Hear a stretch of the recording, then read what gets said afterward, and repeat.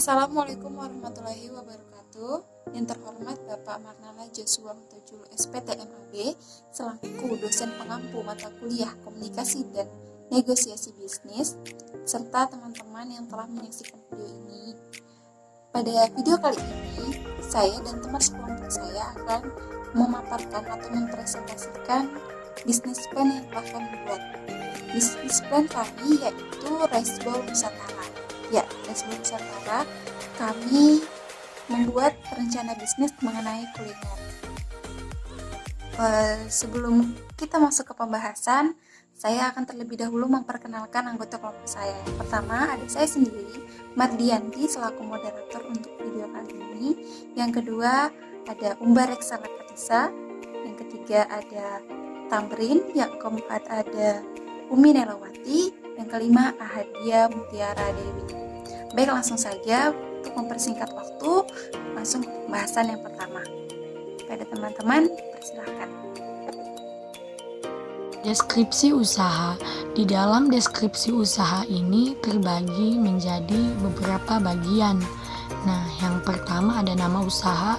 Nama usaha yang kami pilih yaitu Riceball Nusantara. Nah, selanjutnya bentuk dan bidang usaha. Nah, bentuknya ini food truck dan bidangnya ini di bidang kuliner. Nah, yang ketiga yaitu tempat usaha. Nah, tempat usahanya ini yaitu insya Allah di tepian Samarinda, Kalimantan Timur. Nah, alasan kami memilih tempat ini yaitu karena dia memiliki lokasi yang strategis dan mudah dikunjungi orang karena dia berada di pusat kota. Nah, selanjutnya yaitu visi dan misi usaha. Nah, visinya yaitu memberikan masyarakat suasana baru akan kuliner Indonesia dan membuka lapangan pekerjaan. Dan dia memiliki misi yang pertama melestarikan kuliner Indonesia, yang kedua memberikan pelayanan yang baik untuk memuaskan konsumen, yang ketiga melakukan promosi rutin. Nah, selanjutnya yaitu jam operasional usaha. Nah, jam operasional usaha ini insya Allah akan dimulai pada tanggal 1 Maret 2021 pada jam 5 sore hingga jam 11 malam. Nah, selanjutnya yaitu struktur usaha. Nah, struktur usaha ini terbagi menjadi 4 bagian. Ada pemilik. Pemilik ini tugasnya dia mengontrol segala kegiatan usaha. Nah, selanjutnya bendahara. Bendahara ini tugasnya mencatat pemasukan dan pengeluaran kegiatan usaha. Nah, yang ketiga yaitu chef. Chef ini tugasnya memasak menu yang akan disajikan konsumen. Nah, yang terakhir yaitu karyawan.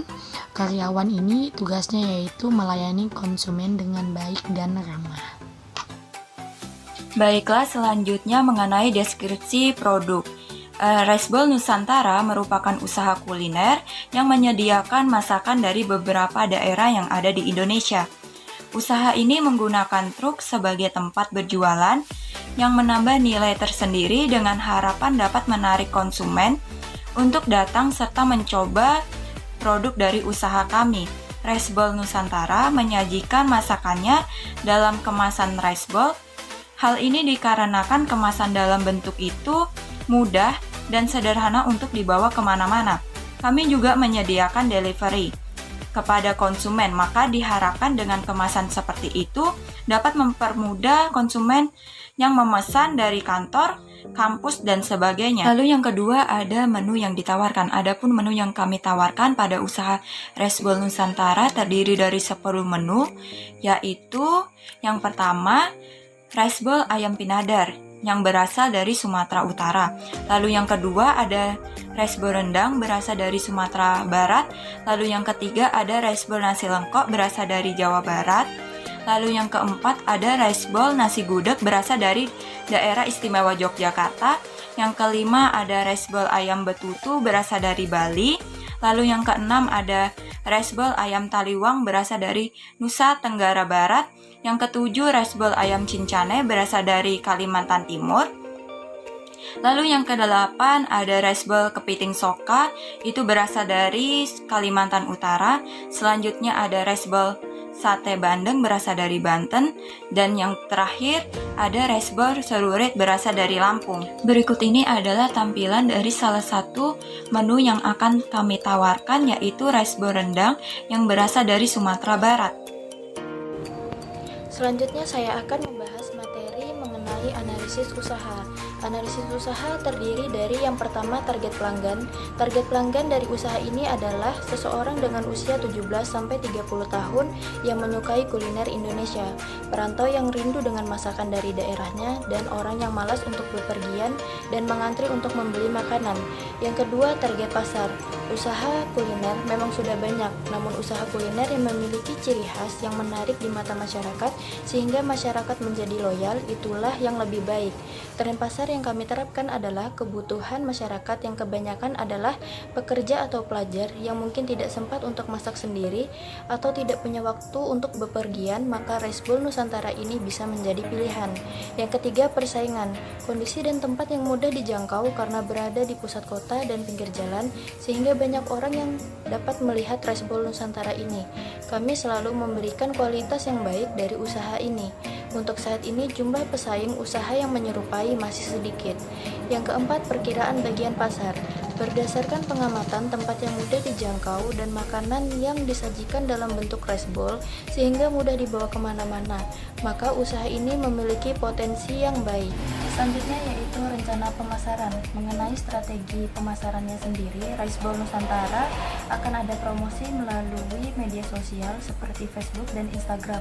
Selain itu kami juga melakukan penjualan secara langsung. Selanjutnya yaitu analisis SWOT. Yang pertama adalah strength, menyediakan aneka kuliner Indonesia dalam bentuk rice bowl, food truck yang menjual makanan khas Indonesia dengan kemasan kekinian rice bowl, harga terjangkau atau khusus bagi pelajar atau mahasiswa, menyediakan delivery, makanan dibuat dengan bahan-bahan yang fresh, proses pengolahan dijamin higienis demi kesehatan konsumen, tidak perlu mengantri lama dan lokasi mudah dijangkau. Yang kedua, weakness, hanya akan ramai pada saat hari kerja. Yang ketiga, opportunity, rice bowl Nusantara dapat menjadi usaha dengan potensi yang baik di masa yang akan datang. Yang keempat, trade, banyaknya usaha kuliner yang ada, baik yang baru maupun lama. Baiklah, selanjutnya saya akan menjelaskan tentang analisis keuangan, yaitu mengenai laporan keuangan. Alat, sarana, dan prasarana totalnya yaitu 100.411.000 yang terdiri dari truk 1 unit, kompor gas 1 unit, wajan 4 unit, spatula 4 unit, alat tirisan 3 unit, dandangan 2 unit, sendok nasi 2 unit, termos 2 unit, sendok plastik 300 pak, kotak rice bowl 300 pak. Ini perkiraan analisis sarana dan prasarana biaya dalam per bulan. Baik, selanjutnya itu biaya operasional per bulan. Total mencapai Rp2.445.000 yang terdiri dari biaya bahan bakar truk, pemeliharaan truk. Yang ketiga yaitu biaya gaji chef dan karyawan. Per bulannya sebesar Rp6 juta, chef 2 orang dan karyawan 2 orang. Selanjutnya lagi yaitu biaya bahan-bahan per bulan mencapai total 57.120.000 yang terdiri dari beras, minyak goreng, daging sapi, ayam, air galon, kepiting soka, sayuran, dan rempah-rempah lainnya. Jadi, asumsi keuangan, harga dari setiap menu yang ditawarkan beragam mulai dari Rp20.000 sampai dengan Rp25.000. Sehingga dalam sehari diperkirakan akan menjual sebanyak 200 porsi per hari. Maka asumsi keuntungan yang diperoleh berkisaran Rp4 juta sampai dengan Rp5 juta per hari. Jika dihitung dalam sebulan, maka berkisaran 120 juta sampai dengan 150 juta per bulan. Ini masih laba kotor dari usaha ini. Selanjutnya itu sumber modal. Sumber modal kami atau modal sendiri sebesar Rp160 juta. Keuntungan setelah dikurangi biaya operasional, biaya gaji chef dan karyawan, dan biaya pembelian bahan-bahan lainnya diperkirakan mencapai Rp44.385.000 sampai dengan Rp74.385.000 per bulan. Sekian adalah analisis keuangan dari usaha rice bowl ini. Oke, Jadi pada intinya Rice Bowl Nusantara merupakan suatu rencana bisnis kuliner di mana kami menjual beraneka ragam masakan Nusantara dengan kemasan rice bowl, dan kami menjualnya dengan metode food truck.